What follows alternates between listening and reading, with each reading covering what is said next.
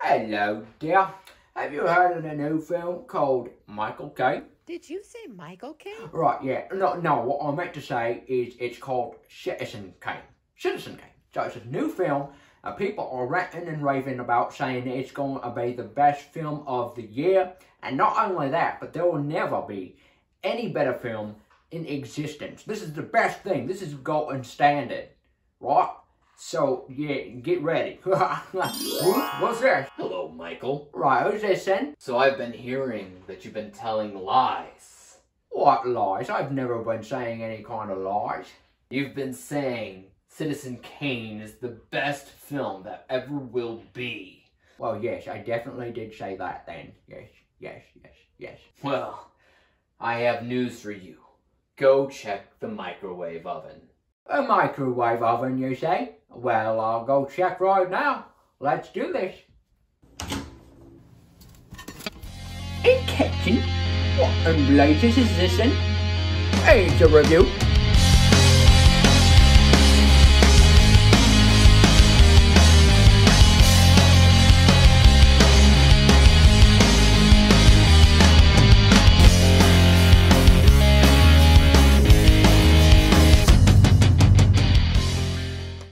What's up and welcome back to Interpreting the Stars, where today I am joined by the one and only Travis from TravTries as we're discussing one of the most talked about films ever, one that's often considered to be the best film of all time, and one that I've never seen before. It's Citizen Kane.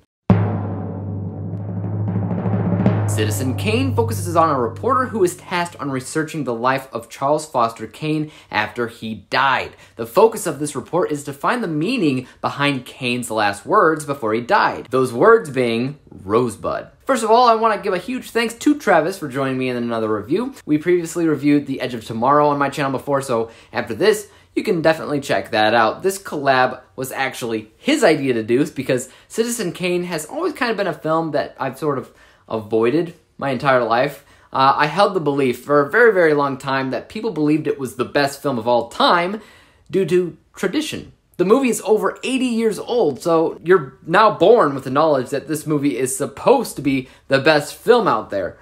But why?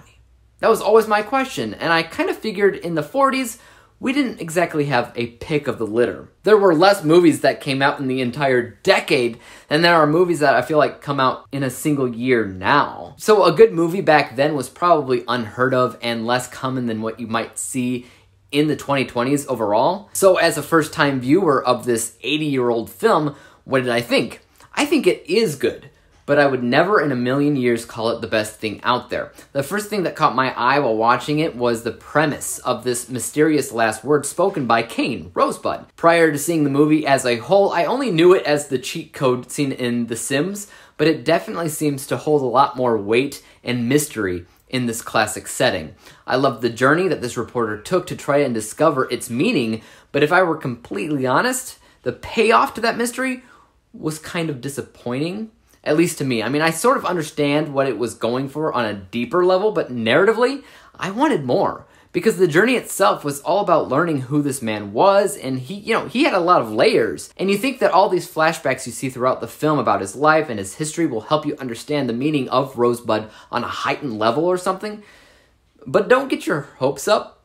That's all I'm going to say about that. However, from a purely technical level, the film has a lot of really great things going on, such as visuals, cinematography, and editing. Honestly, Orson Welles plays the leading character here, Charles Kane, and he is given a lot of makeup and prosthetics and things of the nature to make him look like he's in different stages of his life, and they're all dealt with incredibly well from a practical level, especially for the 40s era. The use of lighting and shadows specifically is magnificent. Again, nothing I'd really ever seen from any movie from the 40s, and the same can kind of be said for both the cinematography and editing. To me, it's reminiscent of films that come out today more so than the films that came out back then. It's honestly kind of crazy, making me believe that it was absolutely ahead of its time. So yeah, in the 40s, it was revolutionary, and I can 100% believe people calling it the best film ever because for a long, long time, no movie out there was made like this on a technical level. They are now, though, and for me, modern films have reached advancements that they didn't have in the 40s that supersede a lot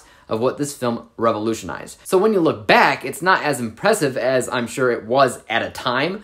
But before I go any further, let's hear a word from Trav on what he thought of this classic film. Take it away, man.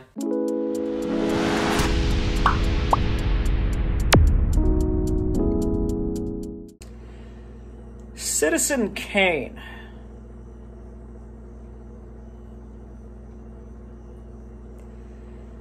I can't say that I'm in this state of mind.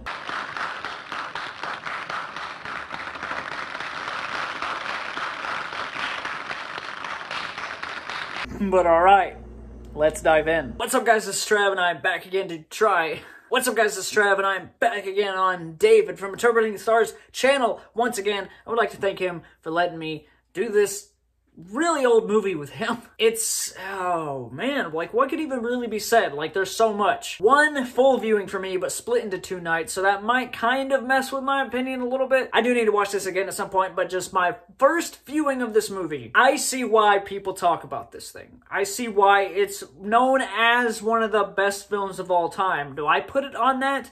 No. But I just think about the people that must have saw this thing in theaters or wherever, however they viewed it in 1941 and on. It was a very interesting time for a movie like this to release. People have said that this is the movie that, like, created cinema as it is today. I'm gonna say one thing. The poster hits the nail on the head with the vibe and the tone of this movie. That is an amazing poster. I know it has different varies of it, but that's the one that's on HBO Max. Just to let you know, it's on HBO Max. The first thing that jumped out at me about this movie immediately that I absolutely loved is the look of the movie. The cinematography is fantastic. I can't even, like, it looks so good. It is a black and white 1940s movie, but you know what? A guy that actually enjoys some black and white movies, this is one of the best looking of that category that I've ever seen. It's the direction, it's the editing, it's just the eeriness of it. It has an aesthetic to it. It is so eerie looking, but in the most beautiful way. The music kicking into these scenes is just, it kind of just takes you on this ride, takes you back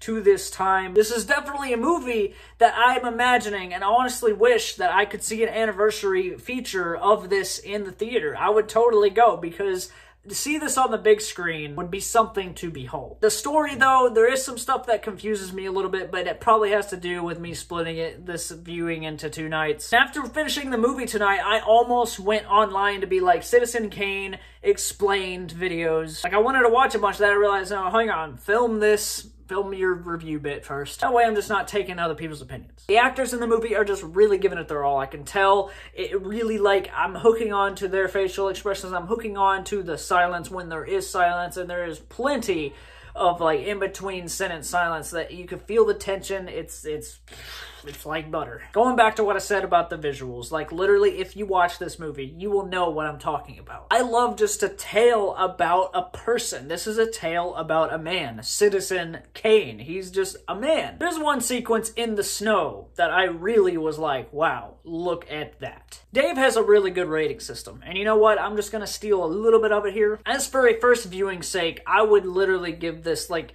a solid B+.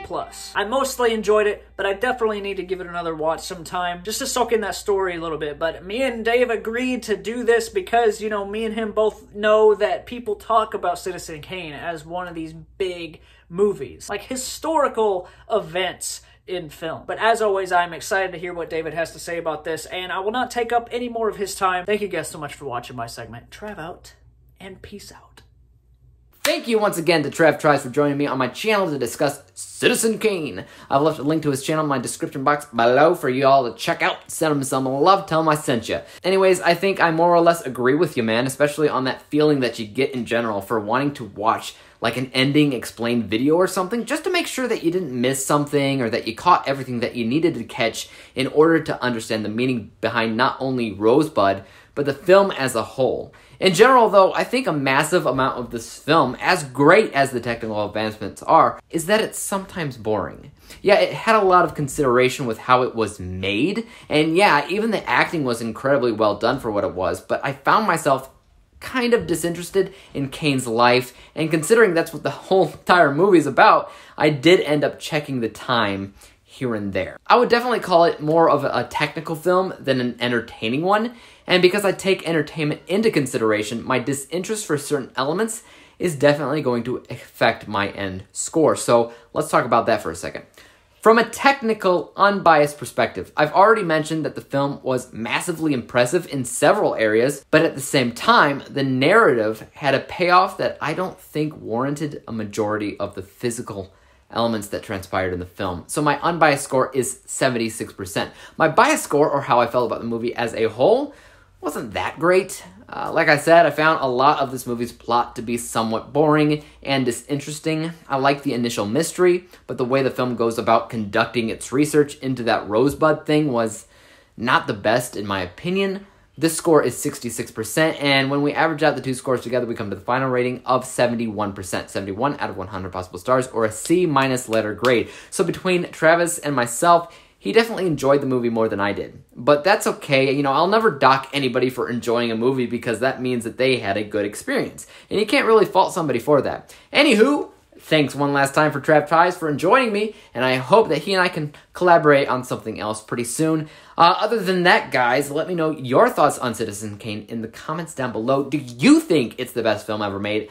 Why, or maybe why not? And as for you guys know what to do, hit that like, subscribe button, and bell to be notified when I come out with my next review. And until then, peace out. Dave examines movies we just watch for fun.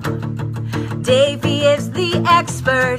He is the #1 critic that I go to when I need a movie pick. Thanks for joining up with us. We